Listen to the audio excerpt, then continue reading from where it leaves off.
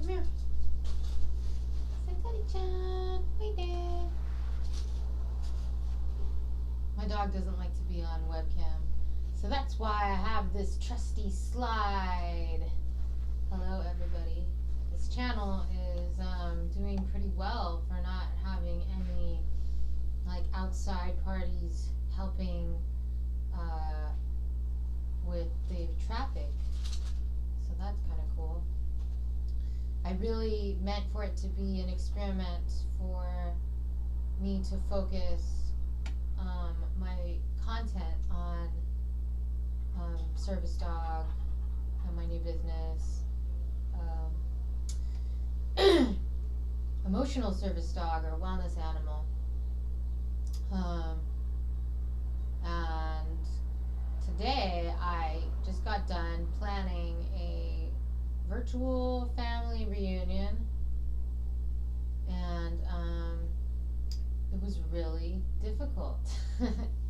So I really I use creating content as a way for me to work through some of the issues that come up in my life having this disability. And also I brought this to eat, but I don't think it looks good to eat while you're making a live broadcast. My doctor knows when I'm making content and doesn't like to make an appearance. She may or may not make an appearance. But she's an huge important part of my life in a lot of ways, is like a partner. So unless I had a partner in the room, I wouldn't come out to my extended family about, that part of me. Because these are people that I really only see this once a year. We're just trying to stay connected culturally. I'm half Chinese and half Japanese. I feel culturally kind of magnetized towards my Japanese ancestry. I went to live in Japan for the last 3 years, and I've created my own culture. I guess, the theme for me, having been a neglected child that parented myself, I was really on my own to create the curriculum, my soul's curriculum,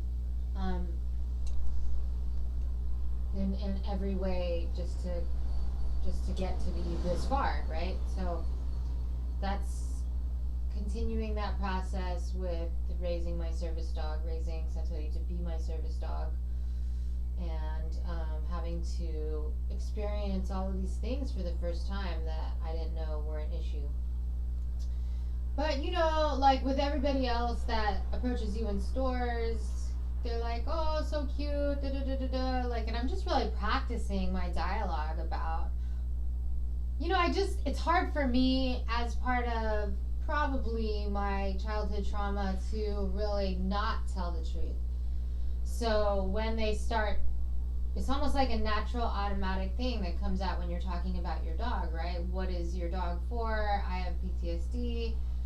And then this whole what comes next is very new to me, because I just started really working directly with my disability, and what I have been just kind of working on this idea that yes, people with PTSD, and I'm just lumping all PTSD, CPTSD as well, in this, need to have the animal with them at all times to care for them and advocate for themselves and them as part of the healing process. And I could get some PhD to write some paper on it, and then people might believe it more, but really I have a master's degree and people don't believe me more. I think it's just like lived experience, like understanding. So I was looking at this, I remember when I was in high school, they used to have they would take these little babies, fake babies. High school students had to experiment what it was like to raise a child for like a week. What was it like to rent an apartment, and they'd pair up people randomly to procreate, as a mock procreation, right? So teenagers could experiment with having to deal with shame, honestly. The one YouTube content that I watched was a teenager who was like, I don't even want to go out because she didn't like how people were looking at her in the restaurant. She's a teen mom, or she's pretending to be a teen mom with this, what do they call it? Simulation experiment, right?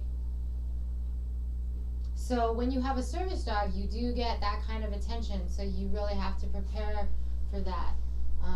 And I think that that is part of the healing for a lot of people who, I think shame is a huge part of PTSD, right? And understanding that it is an invisible disability and that maybe you've been able to pull it off for a long time and people don't, including your employer, who may be, the military, don't really acknowledge it as being that bad. So in that way, they're gaslighting you and continuing to gaslight you. So that's, especially for people who grew up in a narcissistic or an abusive family structure, creating your own narrative around your disability is key. Reparenting yourself through parenting this being, keeping this being alive, and then coming out to my extended family. I was like, no, that's not my pet, like I'm training her to be a service dog, and I'm really feeling it out. What does the public, what do other people, like my family is the most conservative, even this extended family, Chinese American family, lots of them are police officers, lots of them, like, I don't even want to talk about certain issues because you just don't even want to get, you really, like, I don't know, that's part of my disability, is feeling fear, right? Fear of what people are going to think, feeling like being judged, right? So trying to pass as normal has been the hard challenge for a lot of mentally ill people, right, who are high functioning. They're like, I'm fine, especially bipolar people. Don't go out when they're having episodes, can't go grocery shopping. That just seems to be like an ongoing theme. Autistic, high functioning autistic folks.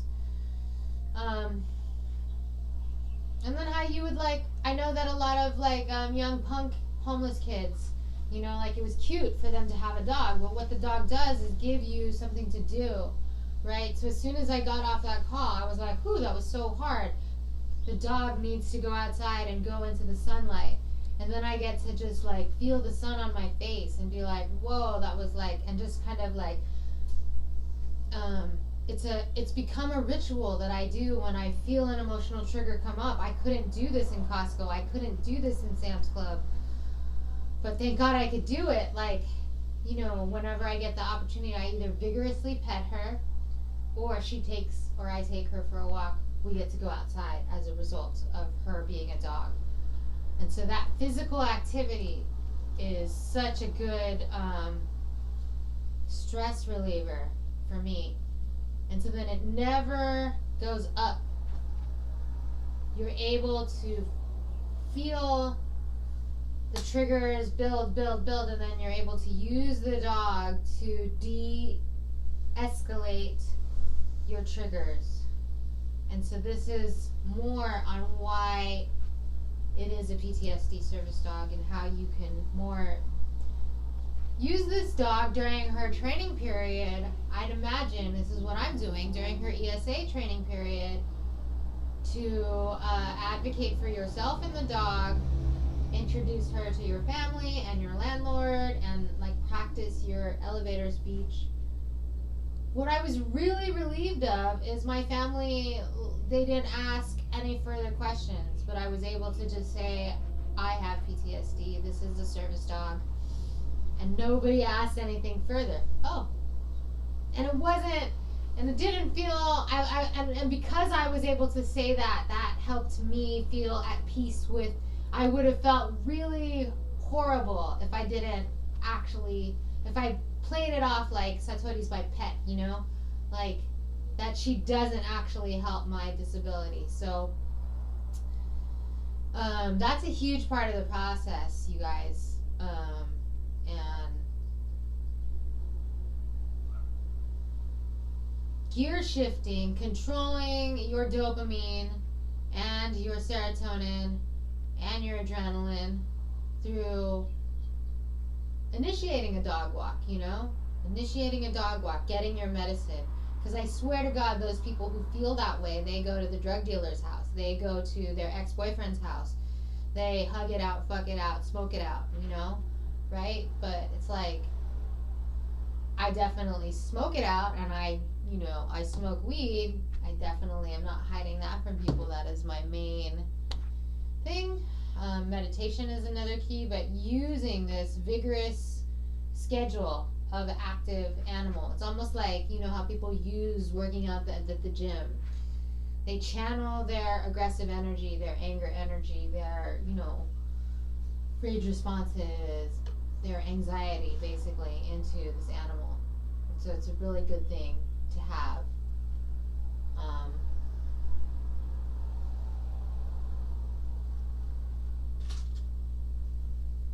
And as always, I'm just continuing to research for all of us.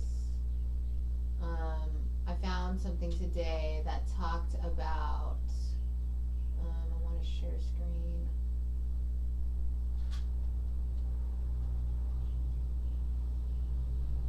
Okay, great. So this is on how the Veterans Assistance provides service dogs for people who are unable to walk, basically. The pilot program is anticipated to provide the veterinary service benefit to an additional 100 vets. So they only have,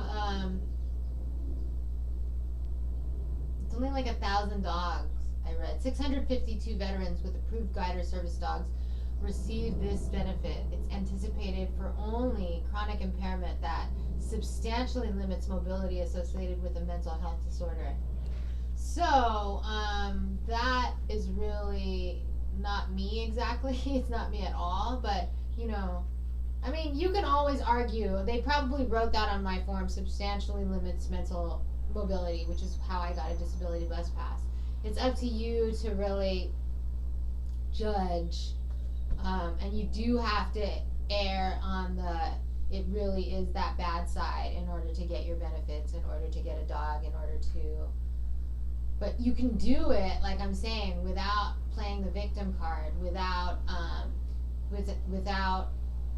you just have to practice it with everyone. So I drew this card. This is the integration card. I am a spiritual person.